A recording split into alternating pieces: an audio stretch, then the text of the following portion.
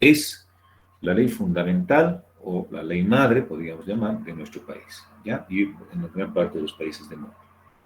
Bien, la relación del derecho administrativo se da con el derecho constitucional porque el derecho constitucional encierra las normas que se refieren a la estructura misma del Estado, también a la organización y las relaciones entre los poderes públicos y los derechos fundamentales de los individuos.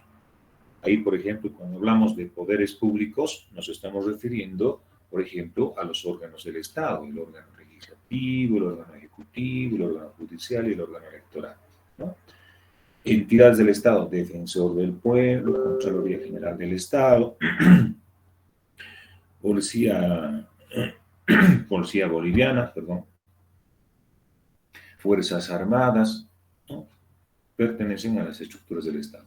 También están las gobernaciones, también están los municipios que pertenecen también al Estado, ¿no? Bueno, entonces, eso es contribuir, por ejemplo, con el pago de impuestos de acuerdo a la capacidad económica, todo eso se encuentra establecido en la Constitución Política del Estado, ¿ya? Y bueno, pues acá también está en la Constitución los derechos fundamentales de los individuos. Por ejemplo, está el derecho a la vida, el derecho a la libertad de expresión, el derecho a la libertad de tránsito, ¿no? Y el derecho a la petición, en fin, hay un cúmulo de derechos que están también establecidos en la Constitución Política del Estado. En el caso, por ejemplo, de la policía boliviana, ¿no? Cuando se cometen excesos que atentan obviamente a la libertad de tránsito o, por ejemplo, a la libertad o al derecho a la vida o a la integridad física, pues es el Estado quien tiene que reparar ese daño causado al individuo, ¿no ve? Entonces, a eso se refiere esta parte. Relaciones entre poderes públicos y los derechos fundamentales de los individuos. ¿Ya? Bueno, estos derechos fundamentales de los individuos, como los poderes, las facultades de los poderes del Estado o de los poderes públicos que pertenecen al Estado, constituyen una especie de límite ya para la actividad misma del Estado. Es decir, si el Estado evidentemente tiene esos poderes, tiene esas facultades de poder imponer determinaciones a su pueblo, esas determinaciones u órdenes que imparte a su pueblo no pueden tampoco ser ilimitadas, es decir, ir más allá, en contra inclusive de los derechos individuales de las personas. ¿Ya? Por lo tanto, la Constitución Política del Estado es una regla base tanto para el Estado como para los ciudadanos. ¿Ya? Entonces, ahí están las reglas de juego, podríamos decir. Bien.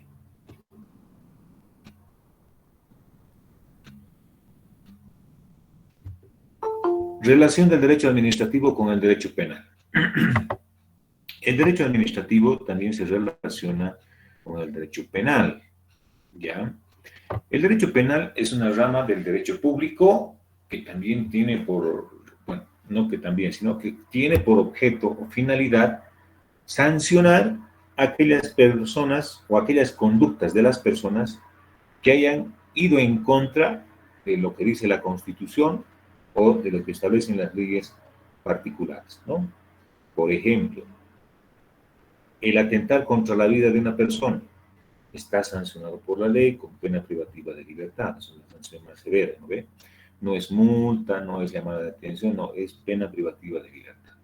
Darle, digamos, un aislamiento por un tiempo determinado. Por ejemplo, en el caso de asesinato son 30 años. 30 años apartado de su familia, 30 años apartado de sus hijos o de su hogar, de sus amigos, básicamente de todos. Entonces la sanción es bastante dura. Bien, entonces el derecho penal se encarga de eso, ¿no? De sancionar aquellas conductas de las personas que hayan vulnerado o desconocido derechos fundamentales o derechos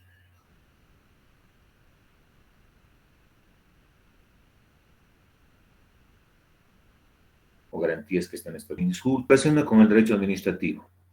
Bueno, existen algunos delitos que están justamente apuntando, digamos, a los servidores públicos que incurran en alguna falta, ¿ya?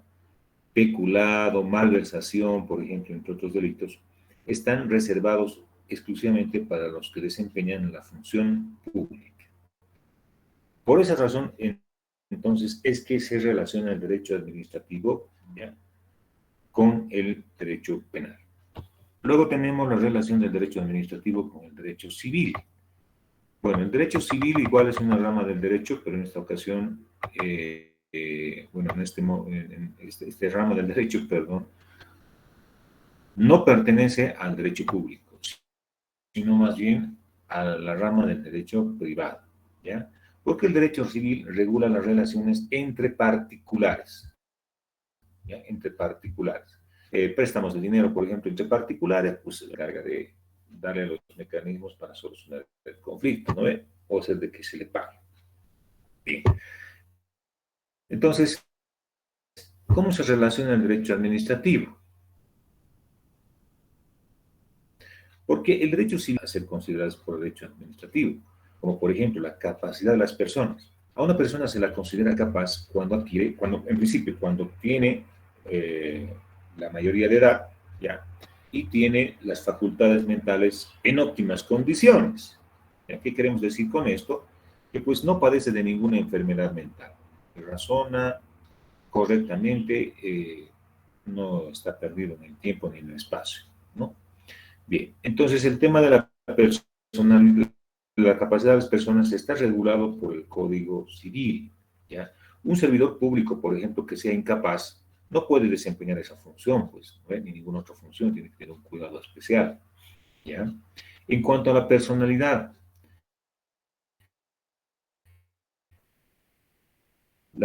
también está regulada por el Código Civil o por el derecho civil, ¿ya?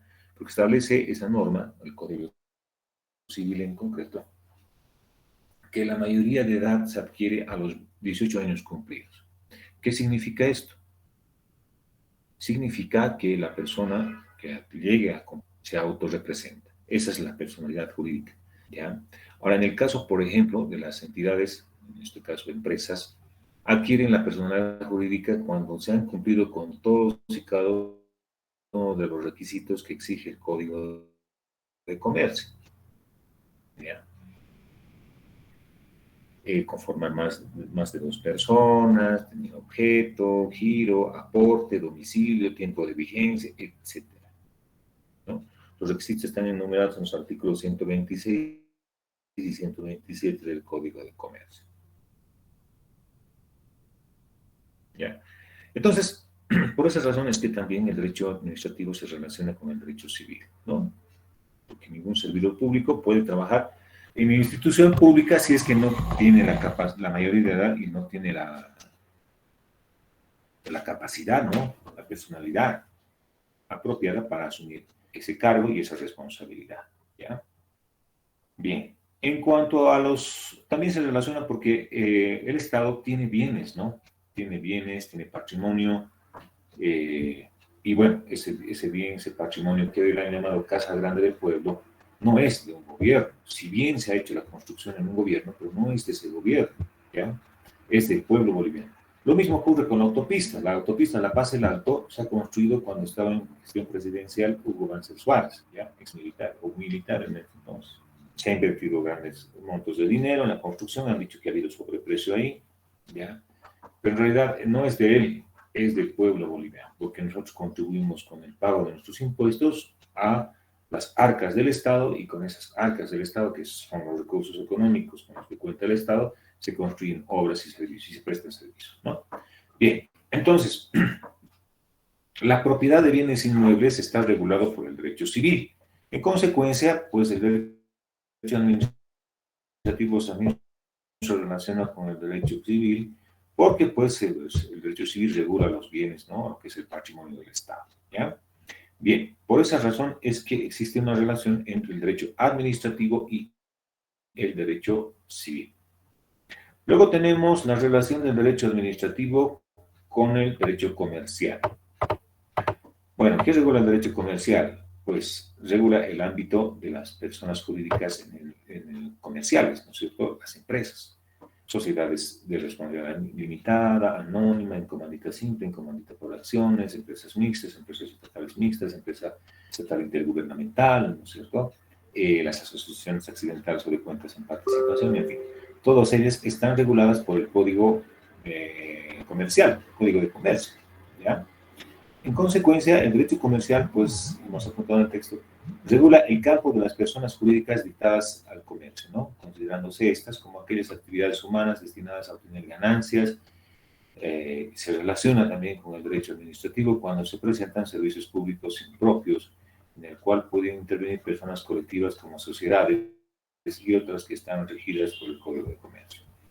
Al margen de lo que hemos transcrito en el texto, pues debemos señalar también que hoy en día el registro de comercio está a cargo de una entidad pública, ¿ya? Que se llama esa entidad pública Servicio Plurinacional de Registro de Comercio, SEPREC. Esta entidad ahora es parte del Estado. Anteriormente fue una empresa, pues era una fundación, es decir, que la administración, el funcionamiento estaba a cargo de particulares, de privados, ¿ya?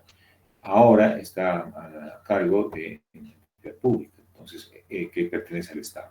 Entonces, al existir esa relación de entidad pública con los privados, pues estamos hablando concretamente del Servicio Plurinacional de Registro de Comercio, estamos viendo la relación del derecho administrativo con el derecho comercial. ¿Por qué? Porque los trabajadores, los servidores públicos o funcionarios públicos que trabajan en el CEPREC están sujetas a las normas del derecho administrativo, están sujetas al Estatuto del Funcionario Público, a la ley 1178, que es la ley de control y fiscalización gubernamental, ¿ya? Y el CEPREC también desarrolla, actividad como institución, desarrolla las actividades de registro de comercio. Se registran constituciones de empresas, modificaciones de las escrituras de constitución de empresas, ¿ya? Y también sanciones, bueno, hacen control también, ¿no? de algunas normas que deben cumplir las empresas, como por ejemplo mantener renovada su matrícula de comercio, ¿ya? Emiten certificaciones, informes a quienes tengan interés en acceder a alguna información. Relación del derecho administrativo con el derecho internacional. Bueno, en el derecho internacional tenemos dos ramas, una de ellas es el derecho internacional público y la otra es el derecho internacional privado. El derecho internacional público, en términos sencillos, podemos decir que se refiere al estudio de aquellas normas de carácter internacional que facilitan o relacionan el vínculo o la relación entre países. ¿Ya? El tratado bueno, por ejemplo,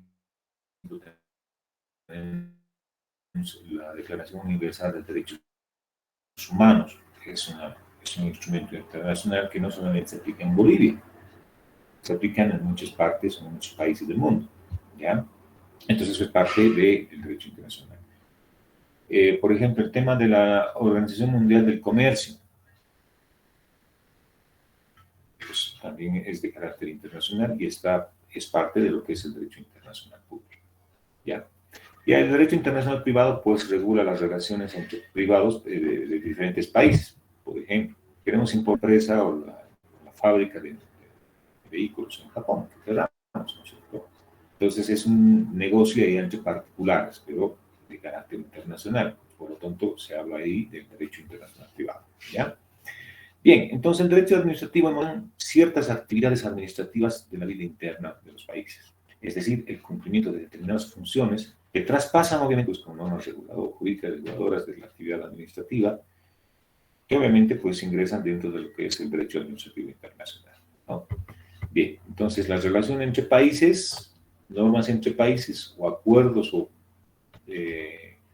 digamos, convenios acordados entre países están regulados por lo que es el derecho internacional, ¿ya? Bien, personalidad del Estado. ¿Qué es la personalidad del Estado? Bueno, en la personalidad del Estado es la función que desarrolla el Estado ante ciertos acontecimientos que se suscitan, ¿no? Por ejemplo, se dice de que el Estado tiene una doble personalidad, de acuerdo al autor Bielsa, ¿no? Por ejemplo, cuando constituye, hemos visto ya, no sé si hemos visto un poquito de las empresas mixtas, ¿no? Las sociedades anónimas de economía mixta, intervienen capitales públicos con capitales privados, hemos dicho, ¿no es cierto? Entonces, en este caso, el Estado actuaría en esta empresa, Sociedad Anónima de Economía Mixta, la SAM, actúa como persona de derecho privado. ¿Por qué? Porque suscribe contratos laborales con sus trabajadores, tiene que pagar impuestos, ya tiene que registrar su matrícula de comercio, en fin, tiene que cumplir todos los requisitos como cualquier ciudadano común y corriente, ¿ya? Y bueno, el Estado también funciona como persona de derecho público porque también cuando realiza importaciones, por ejemplo, en las importaciones, las entidades públicas están exentas del pago de algunos impuestos, ¿ya? Entonces, ahí, por ejemplo, ¿por qué? Porque es público, ¿no? El Estado es público. Entonces, es como si el mismo Estado se exigiría a sí mismo, ¿no? Entonces, en algunos casos, por ejemplo, el Estado está liberado de ciertas obligaciones que normalmente cualquier persona particular debe cumplir. Tal es el caso, por ejemplo, como reitero una vez más, es el caso de importaciones para el sector público, ¿no? Maquinarias, ambulancias, qué sé yo. O en el caso, por ejemplo, de agentes químicos para disipar, por ejemplo, concentraciones en las marchas, movilizaciones, ¿no? Los famosos gases. O sea, a eso se refiere la personalidad del Estado, la doble personalidad del Estado. En algunos casos, el Estado actúa como persona de derecho privado, ¿ya? Es decir, como cualquier persona común y corriente, y en otras, pues actúa como persona de derecho público, ¿ya? Es decir, con, cierto, con cierta preferencia, ¿no? Con cierta libertad, con menos obligaciones que normalmente se les exige a los particulares, ¿no? Entonces, en eso consiste la personalidad del Estado, tiene doble personalidad, ¿ya? Bien.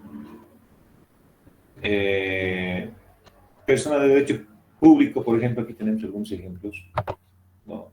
Cuando hablamos de país, cuando hablamos de departamento, cuando hablamos de municipio, ahí estamos viendo de que el Estado actúa inobserablemente ya como persona de derecho público, pues. ¿Bien? Y bueno, cuando constituyen empresas, ya hemos dicho, pues actúa como persona de derecho privado, como particulares, ¿ya? Así ha sido también establecido o aclarado, mejor dicho, por el Tribunal Constitucional Plurinacional de nuestro país en la sentencia constitucional número 147, que es 2003, del 11 de febrero de ese mismo año, del 2003. ¿Ya? Sabemos bien que las sentencias que emite el Tribunal Constitucional son vinculantes, es decir, de carácter obligatorio. ¿Okay? Bien, jóvenes, vamos a hacer una pequeña pausa de 5 minutos para abordar el siguiente tema. ¿De acuerdo? En esos 5 minutitos ustedes pueden hacer un pequeño descanso. ¿Están de acuerdo?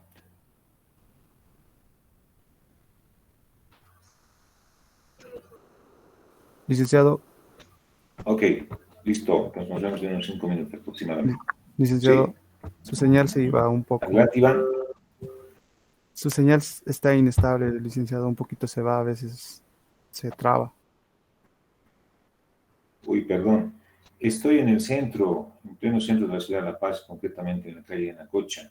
Ya está escapando esa situación a mi buena intención.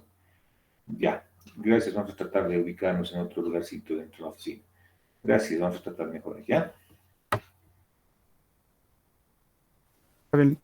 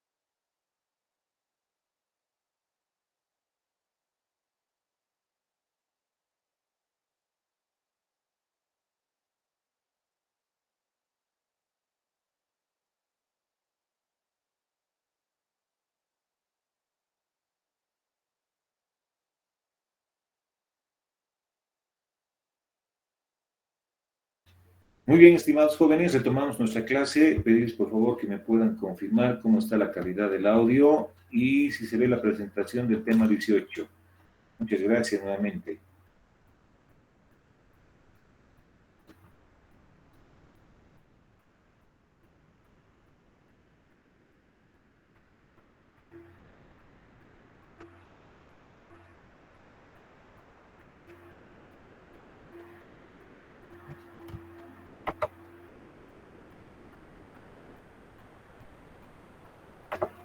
Aló, aló, ¿me escuchan?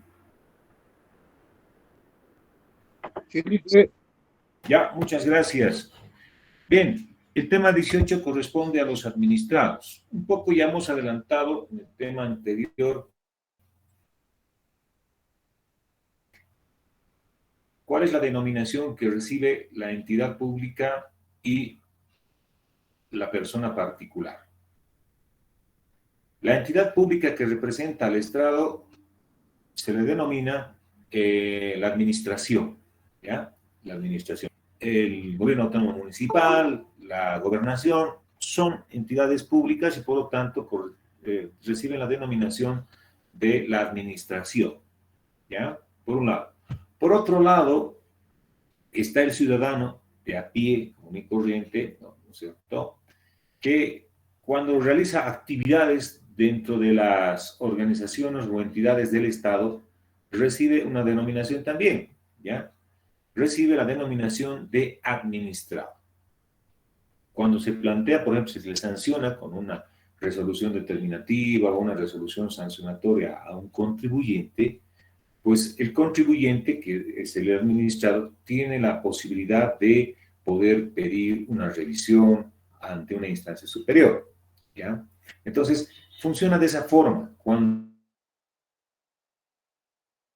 los administrativos y a consecuencia de estos actos administrativos, las personas o los administrados son afectados, pues la ley del procedimiento administrativo y la ley administrativa o norma administrativa de la entidad le permite también solicitar una revisión, ¿ya?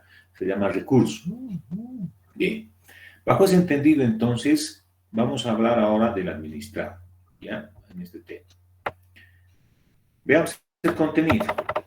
¿El administrado quién es? ¿Es toda persona física? También puede ser persona colectiva, porque claro, puede ser, por ejemplo, un contribuyente, una empresa, en el caso de impuestos nacionales, o en el caso de la aduana, cuando se realizan importaciones, Toyosa hace importaciones de vehículos, o Incruz está actuando no como persona física, sino como persona colectiva.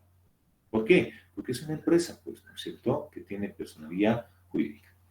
Bien, entonces, el administrado puede ser cualquier persona física o también persona colectiva que actúa directamente ante la administración pública, pudiendo presentar peticiones o reclamaciones o finalmente presentar recursos.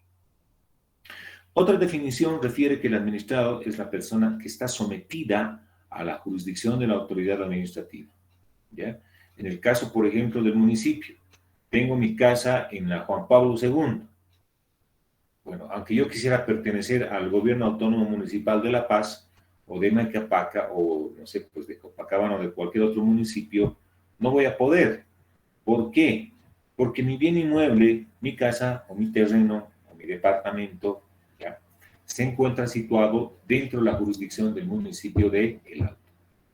¿Ya? Por esa razón es que automáticamente estoy sometido a las determinaciones que asuma, que emita el gobierno autónomo municipal del Alto, ¿ya? Esa es la definición, la segunda definición que estamos trayendo a colación para hoy. Acción legítima del administrado. ¿En qué consiste este punto? ¿Qué hemos querido decir? Bueno, los administrados poseen derechos reconocidos por la propia norma interna del país, ¿ya? Ahí estamos hablando de la ley del procedimiento administrativo. Se debe considerar que toda persona individual o persona colectiva, se llama persona colectiva, hemos dicho, a las empresas, ¿no es cierto?, o entidades, ya sean públicas o privadas, cuyo derecho subjetivo o interés legítimo se vea afectado por la actuación de la administración. Cuando un administrado sea perjudicado, o sea, se lesione su derecho, puede apersonarse ante la autoridad competente para hacer valer sus derechos como también sus intereses. ¿Ya? Al respecto, el artículo 66 del Decreto Supremo 27.113 del 23 de julio del año 2003 señala que las personas mayores de 18 años tienen capacidad para intervenir directamente en los procedimientos como parte interesada.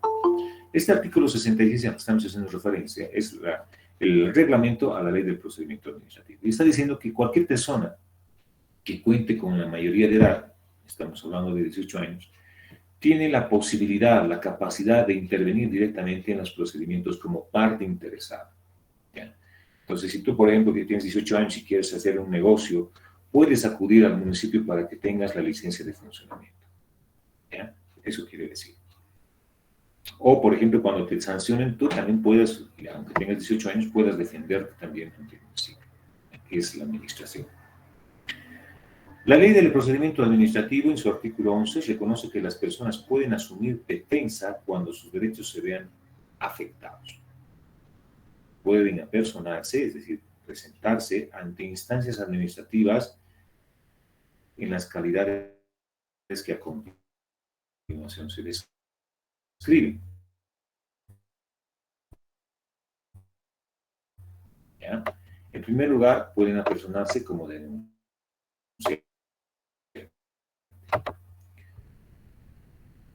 Cualquier ciudadano, entonces, que tenga la mayoría de edad puede actuar como denunciante. ¿Y cuál es la labor del denunciante? ¿A qué se dedica? ¿Qué es el denunciante? Bueno, para empezar, denunciante puede ser cualquier persona, pero tiene que ser mayor de edad, obviamente, ¿no? Sin necesidad de tener ningún nexo o interés personal, ¿ya? Pero que dé a conocer un hecho, ¿ya? Puede ser entonces efectuado por la persona capaz, según la ley civil, que tenga o no interés directo y personal, ¿ya? Entonces, cualquier ciudadano que tenga conocimiento de un hecho irregular puede efectuar la denuncia correspondiente de este hecho irregular ante la autoridad competente. Por ejemplo, si ¿no? Un ejemplo nada más, hipotético. Si estarían cobrando, por ejemplo, extorsionando guardias municipales a la gente, digamos, tiene que levantarse de aquí de la calle y si no se levanta le vamos a quitar, o si no, denos a cambio de tal cosa. Pues si hay un hecho irregular y por lo tanto cualquier persona puede efectuar la labor de denunciante. Va y dice, están haciendo estos cobros, están cometiendo abusos. Entonces la autoridad tiene que tomar cartas en el asunto y corregir, ¿no? Identificar a esos malos funcionarios, llevarse adelante un proceso interno y obviamente en el final, pues, desvincularlos de la institución, ¿no? Bien. Cuando, por ejemplo, existen vulneraciones a derechos y garantías de particulares. Por ejemplo, cuando hay abusos por parte de la policía, el defensor del pueblo puede actuar, ¿no? Pidiendo recomendación o pidiendo de que marquen con sus acciones a lo que establece la ley respecto a la integridad física, psicológica, emocional, ¿no es cierto?, a la vida de las personas, en fin. También puede haber terceros interesados, y los terceros interesados son aquellos que, pues, sin querer queriendo, se ven metidos en problemas con la administración, ¿ya? Por ejemplo, ¿qué pasaría si es que en el Alto, digamos, se construye una vivienda clandestina y el municipio se da cuenta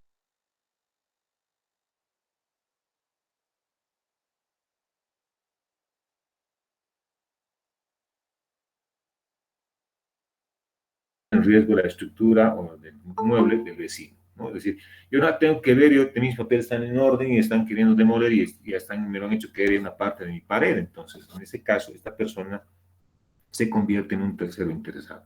Esta persona puede acudir a la alcaldía y decir, señores, ustedes han ordenado la demolición de esa casa que está al lado de mi casa, pero no están teniendo el cuidado necesario y me lo han hecho caer ya parte de mi pared, me lo tienen que reparar. Entonces, paren esto y delimiten bien cuáles van a ser los límites que van a destrozar o van a demoler esa construcción ilegal, pero no confundan con mi propiedad, digamos, ¿no? Entonces, esa persona es válida la intervención de esa persona porque es un tercero interesado, ¿ya? Aunque se haya ordenado la demolición de su vecino, al ejecutar ya la demolición y verse afectada parte de su propiedad o simplemente amenazada parte de su propiedad, pues él puede intervenir y obstruir, es decir, no se paralicen las obras de demolición hasta en tanto no se delimite correctamente de dónde a dónde es la propiedad del vecino, ¿no? Bien, eso es el tercero interesado. Luego tenemos la labor de representación, ¿ya? Una persona en el proceso administrativo puede actuar directamente o a través de un representante. Uh, a ver, ¿qué pasa? Gracias, vamos a corregir.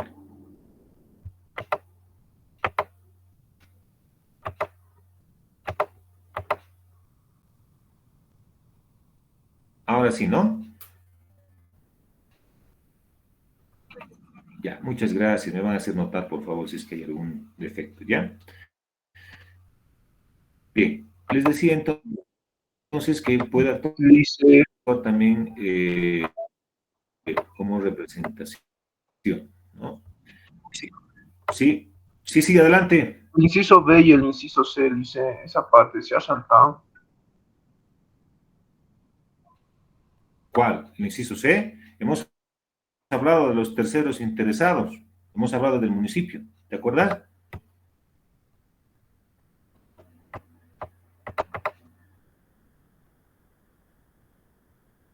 Licenciado, su señal se fue en ese momento.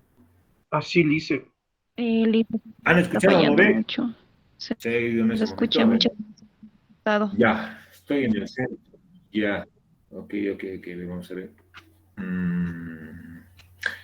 Denme un segundito. Vamos a tratar de corregir de otra forma, ¿ya? Mm. Desde el B, Lice, creo que es.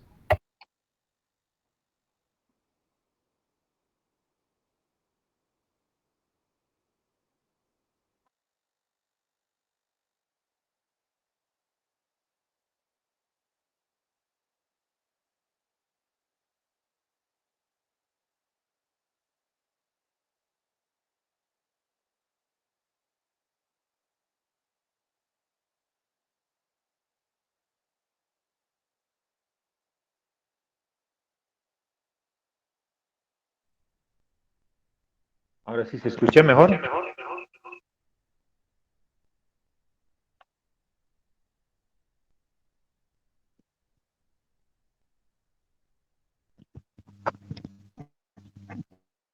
Hola, hola, estimados jóvenes, ¿se escucha mejor?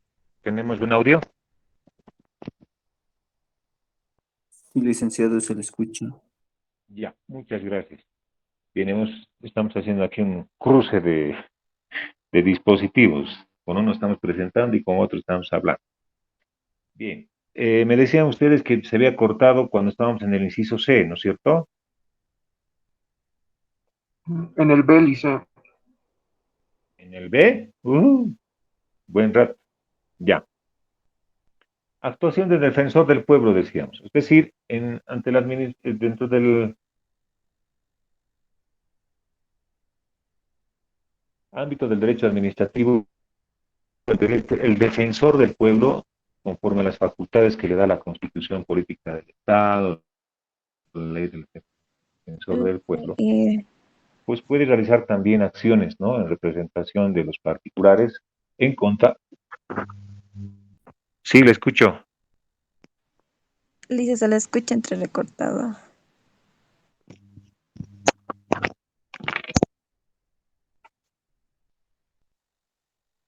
Ahora,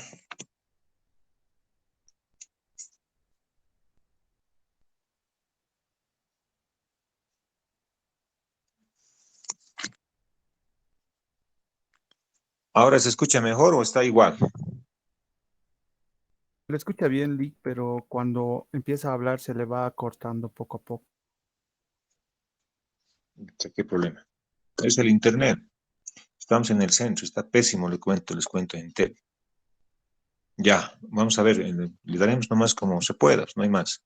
Ahí tienen por si acaso, pero en la presentación está el texto y estamos explicando sobre eso, ¿ya? Bien, decíamos entonces que el defensor del pueblo puede actuar también en el marco del procedimiento administrativo, ¿ya? Es decir, a ver, ¿cómo actúa el defensor del pueblo?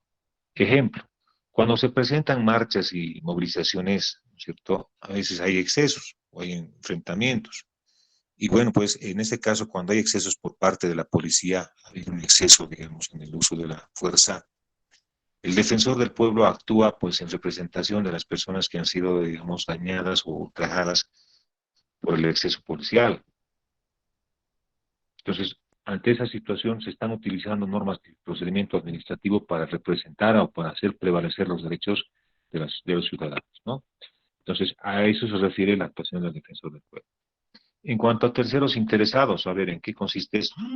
Hemos colocado el ejemplo, hemos dicho, por ejemplo, si en el Alto existiese una construcción clandestina y la alcaldía se percata, se da cuenta de que hay una construcción clandestina y ordena su demolición, y en el proceso de demolición se ve afectado la pared del vecino contiguo o el vecino de al lado, si ustedes quieren, pues este vecino de al lado tiene todo el derecho de oponer oposición a la demolición, ¿no? Ir a la alcaldía y decir que se para la demolición porque se está poniendo en riesgo mi propiedad, me lo han hecho caer ya parte de mi muro y pues hasta en tanto no se delimite, no se establezca de manera certera y técnicamente de dónde a dónde se debe demoler, me opongo a que hagan trabajos de demolición, ¿no? ¿Qué está realizando esta persona? Está realizando una labor de tercero interesado, ¿no? Es decir, pero usted no es el que propietario de esa casa, sí, no soy propietario de esa casa que se está demoliendo, soy el de al lado, pero al verme afectado con esta acción de demolición, pues tengo todo el derecho de poder reclamar, ¿no? Entonces, tengo todo el derecho de actuar como tercero interesado. A eso se refiere el inciso C.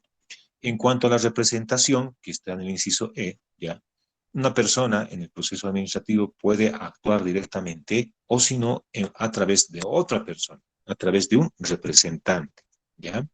Para habilitar la representación o para habilitar al representante que va a actuar en nombre nuestro, por decirles, necesitamos entregarle un poder ante notario de fe pública con las facultades, o es decir, con las instrucciones para nuestra representación, ¿no?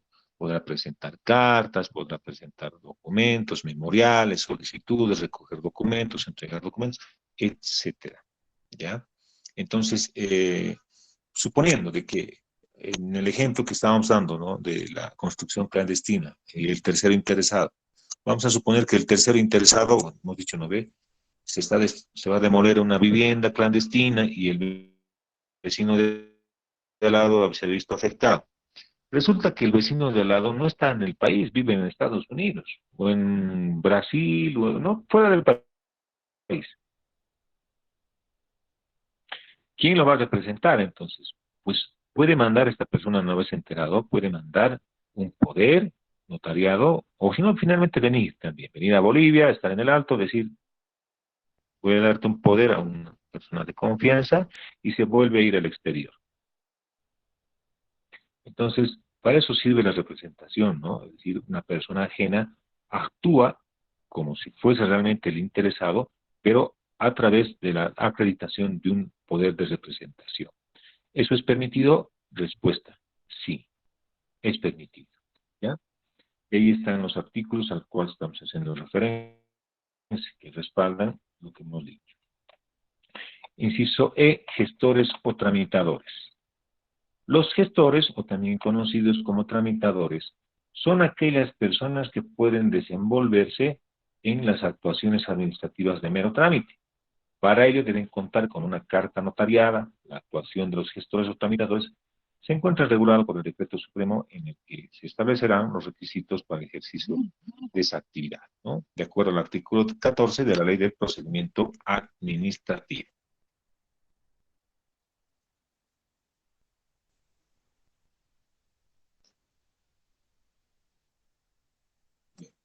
Ahí nos concentramos.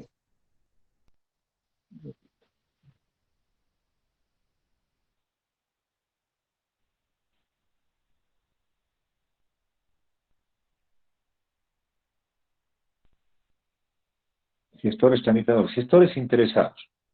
Cuando la actuación administrativa provenga de varios interesados con derechos, con intereses, fundamentos comunes, la autoridad competente, de oficio o a solicitud de parte, puede combinar a unificar su representación, otorgándoles En el efecto, un plazo de 5 días bajo alternativa de designarse como representante común al que figure en el mismo término. ¿Qué quiere decir esto? Volviendo al ejemplo del municipio. Resulta que una calle se ha visto afectada porque se está construyendo o se va a pavimentar. Resulta que tienen que hacer la renovación del alcantarillado dentro de un determinado plazo. Y resulta que pues los comprar las tuberías, todos, pero queremos que el municipio nos ayude acá y corra con los gastos de personal que va a acabar, que va a hacer las excavaciones, con el personal que va a hacer la instalación y con el personal que va a reponer la vía, ¿no? En ese caso, ¿qué estamos haciendo? Si son una cuadra y todos tienen lo mismo, están en similar situación, ya, o si no, es toda la calle. Entonces, como hay solicitudes similares, o sea, todos están en la misma situación, la administración, en este caso el municipio, puede disponer que, como son varios las personas, se nombre 1 o 2 personas para que actúen en representación de todos, porque es lo mismo, ¿no? Es decir, ¿todos son de esta calle? Sí. ¿Cuántos son? Más de 30. Perfecto. Entonces, elijan. Como son todos iguales, en la misma calle, están pidiéndome lo mismo, están solicitando lo mismo, elijan un representante, o 2, o máximo 3 representantes. A eso se le denomina gestores de interesados, ¿ya? Revocación del gestor, es decir, ¿por qué caso se puede revocar esa representación? Bueno, generalmente este tipo de revocaciones se dan porque no ha habido, digamos, o ha habido incumplimiento a las tareas que se les ha encomendado, ¿no? Tenían que presentar notas, asistir a reuniones, pero no han hecho nada, digamos. En ese caso se los revoca, decir, bueno, señor alcalde, o en este caso, señora alcaldesa, estamos revocando a nuestros gestores porque no están cumpliendo adecuadamente con las tareas o las labores que deben realizar, ¿no? Entonces, existe también la revocación cuando ellos no cumplan adecuadamente con las instrucciones que se les ha emitido. Bien, derechos de las personas. Bueno, las personas tienen las obligaciones de cumplir en el ámbito administrativo las siguientes obligaciones, ¿no? Se les reconoce derechos, pero también tienen obligaciones. Por su importancia, vamos a dar lectura a cada una de estas, ¿no? En principio, toda persona tiene derecho a formular petición, ya, ante la administración pública, pudiendo estas ser presentadas en forma individual o colectiva, ¿ya? Por ejemplo, si nosotros quisiéramos beneficiarnos digamos, de la amnistía tributaria o del perdonazo tributario, como se los conoce, lo podemos hacer entre varios vecinos o podemos hacerlo de manera individual. La ley nos está facultando. Inciso B, a iniciar un procedimiento como titular del derecho subjetivo y presentarlo representando sus intereses legítimos, ¿no? Bueno, en el caso en el hipotético caso de demolición de bienes de construcción clandestina, hemos dicho que se puede acudir a la alcaldía para pedir la paralización de las obras, ¿cierto? Entonces, esto está también amparado en la misma norma, ¿no? Hemos hecho cita del artículo 16 de la Ley del Procedimiento Administrativo.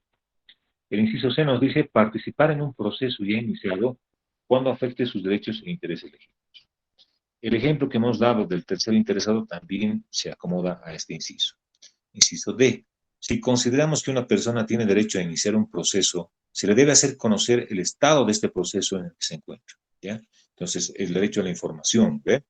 Hemos visto dentro de las garantías constitucionales que tenemos derecho a derecho a acceder a la información, ¿no? Protección de privacidad. Entonces, esa acción permite, pues, también acceder a la información que es de nuestro interés. Inciso formular alegatos y presentar pruebas, no presentar documentos que estuviesen en poder de la entidad pública actual. En el caso, por ejemplo, de fiscalizaciones, ya, fiscalizaciones por parte de impuestos o la misma alcaldía, pues el contribuyente, en este caso el administrado, tiene el derecho de poder plantear sus alegatos, es decir, expresar sus razones, sus argumentos por los que él considera tener la razón, ¿ya? Y también puede presentar pruebas. Entonces, tiene ese derecho. Inciso F, ante la existencia de errores en el registro o documentos públicos, pedir la rectificación de los mismos mediante la aportación de elementos que le correspondan.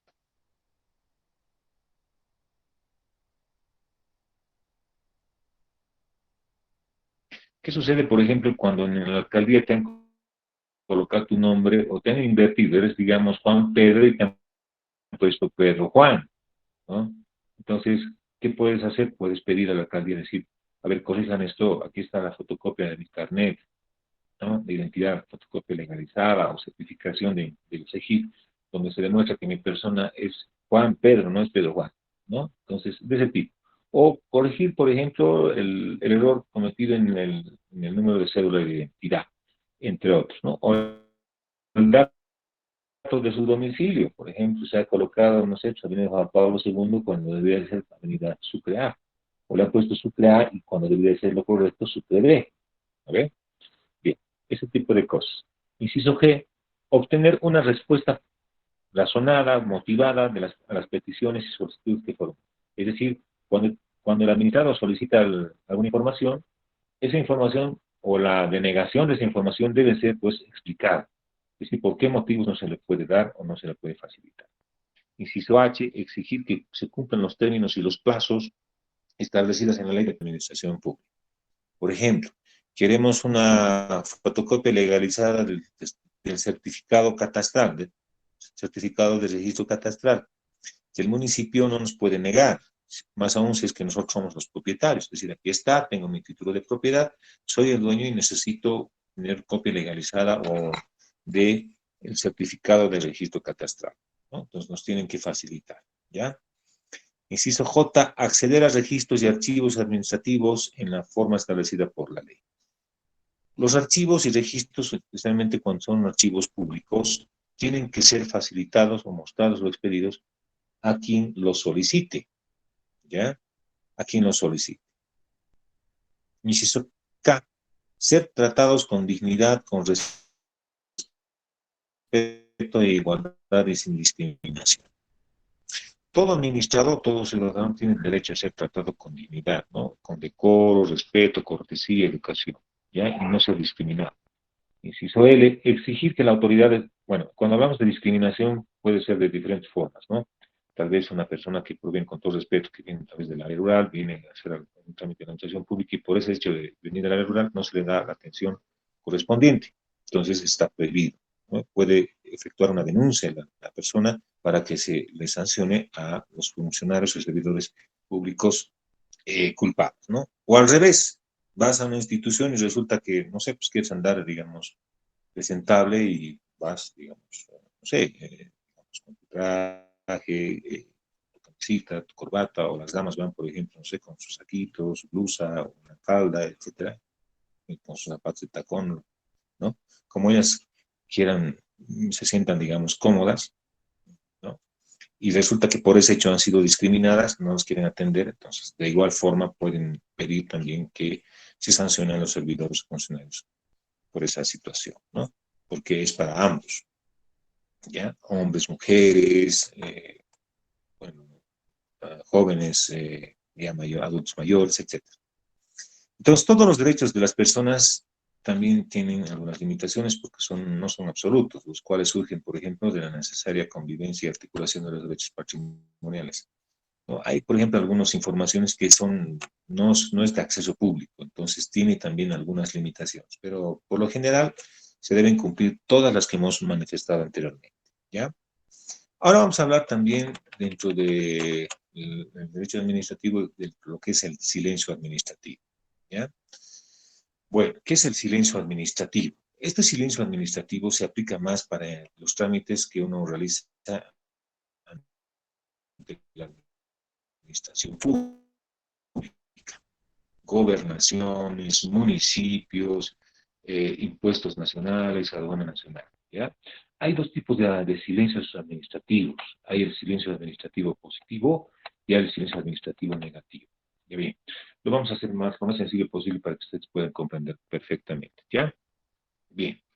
El silencio administrativo negativo, para empezar, es llamado también silencio administrativo o desestimatorio, ¿ya? ¿Cuándo se da? Se da cuando formulada una petición de una persona ante la entidad pública o administración, y la administración pública no responde, no dice ni sí ni no y deja transcurrir el tiempo. Cuando ocurre esta situación, ya, y las normas de la entidad pública establecen que no responderle al administrado dentro del término establecido significa rechazo. Entonces, ante esa situación estamos hablando del silencio administrativo negativo, ¿ya? En el texto hemos apuntado lo siguiente, para que ustedes lo tengan más claro. Hemos dicho que el silencio administrativo negativo es denominado también desestimatorio, rechazo, si ustedes quieren. Se da cuando, formulada una petición ante la administración pública, si ésta no notifica su resolución al interesado en un plazo máximo de 6 meses, puede el administrado, es decir, la persona que ha acudido ante la administración o la entidad pública, considerar que su solicitud ha sido desestimada, ha sido rechazada, pudiendo entonces el interesado deducir frente a esta presunta denegación el correspondiente recurso. El recurso es una especie de revisión ya de la decisión emitida por la administración pública. Entonces puede plantear un recurso administrativo o puede plantear un recurso judicial, ¿ya? Bien, si acude ante un proceso administrativo, perdón, si decide plantear el recurso en la vía administrativa, pues tendrá el recurso de alzada y después de eso, pues si es que continúa saliendo la decisión en contra suya del administrado, puede plantear un último recurso en sede administrativa que se llama recurso de jerárquico, ¿ya? Bien.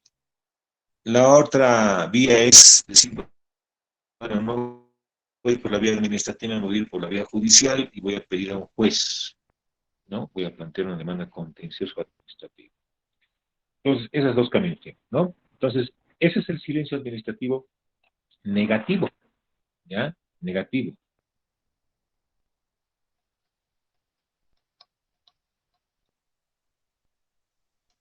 Bien. Y ahora, ustedes se preguntarán, ya, digamos que se ha presentado su solicitud, el administrado y la administración no les responde. ¿En qué queda la administración? ¿Tiene la obligación de responder o ya no hacer nada? Por mucho que se hayan hecho pisar con el plazo para responder la administración, los servidores públicos, igual tienen que nomás emitir su respuesta, ¿ya? Porque si no se hacen responsables, les van a aplicar sanción también administrativa por no cumplir adecuadamente con sus obligaciones, ¿ya? Bien. Ahora tenemos el silencio administrativo positivo. El silencio administrativo es a la inversa. Hemos dicho que, por ejemplo, en el caso anterior, en el negativo, el administrado presenta una solicitud y no le dicen nada, ¿no ve? No le dicen nada durante más de 6 meses, entonces el administrado debe considerar que su solicitud ha sido rechazada. En cambio, en el silencio administrativo positivo es lo contrario. Cuando pasa el tiempo y la norma de la administración dice que en caso de no responder dentro del plazo establecido, se entenderá admitida su solicitud. Entonces, la norma administrativa de la institución autoriza o da la directriz de interpretar en ese sentido, ¿ya? Este tipo de silencio administrativo también es conocido como silencio administrativo positivo o estimatorio.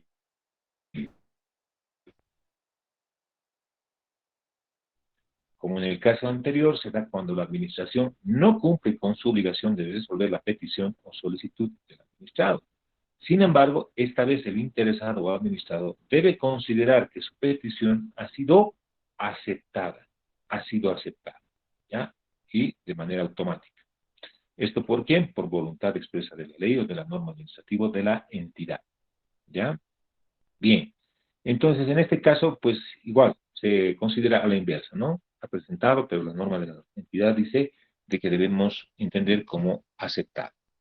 Entonces, ¿en qué concluimos? concluimos en que cuando nos toque realizar algún trámite en alguna entidad pública, tenemos que empaparnos, tenemos que enterarnos bien de las normas de la entidad, porque no todas las entidades manejan la misma norma. Hay reglamentos específicos, por ejemplo, de la aduana, reglamentos específicos de impuestos nacionales, reglamentos específicos de impuestos, perdón, de la alcaldía o de la gobernación. ¿Ya? Entonces, uno tiene que empaparse, entonces, para no verse perjudicado.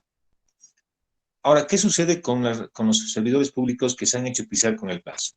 Es decir, si bien hay el silencio administrativo negativo y positivo que tiene efectos en el administrado, es decir, la persona, el ciudadano común y corriente, internamente, ¿qué sucede con los servidores públicos que tenían que responder dentro de plazo?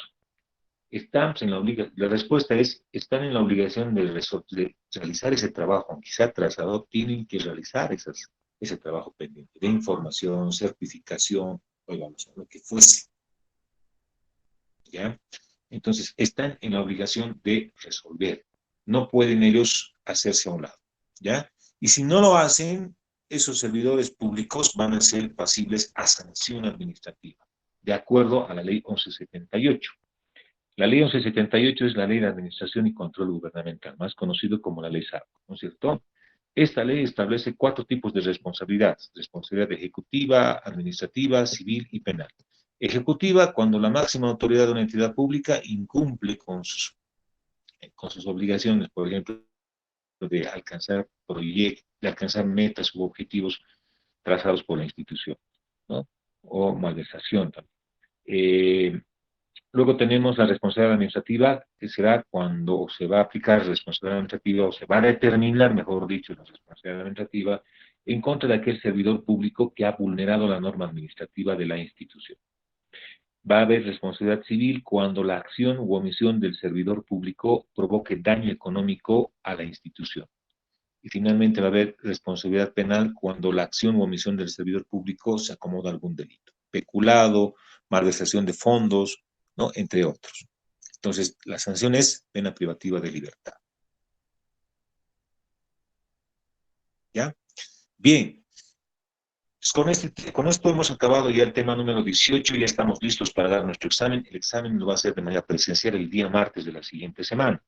En el transcurso de la jornada les voy a mandar los cuestionarios, tanto los cuestionarios como sus mapas conceptuales de cada uno de los temas que corresponden a este parcial, me lo van a entregar el día del examen, ¿ya?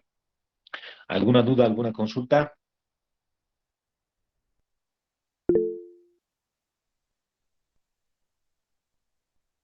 Bueno, ninguna. Atentos al control de la asistencia, por favor. Atentos al control de la asistencia.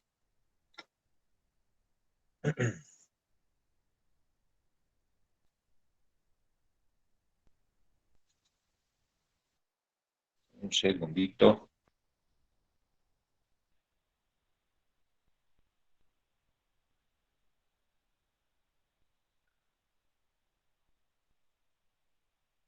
Aliaga, Apasa, Choque. Apasa, Choque, María José. Presente, licenciado, pues Choque Daniel.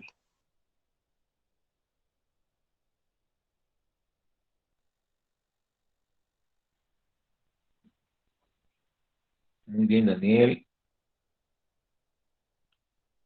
Apasa, Choque, María José.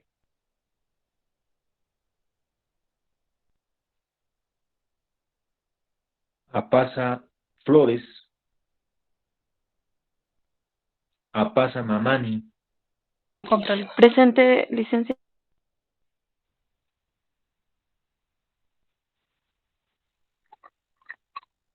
Vamos a hacer lo siguiente, estimados jóvenes, como la señal es un poco intermitente, tienen un minuto a partir de este momento para mandar al chat, tienen un minuto para mandar en el chat sus apellidos paterno, materno y nombres, ¿ya?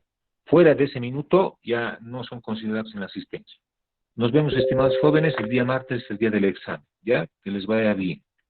Manden en el grupo de Telegram, por favor, sus apellidos y nombres completos. Tienen un minuto. Hasta el martes.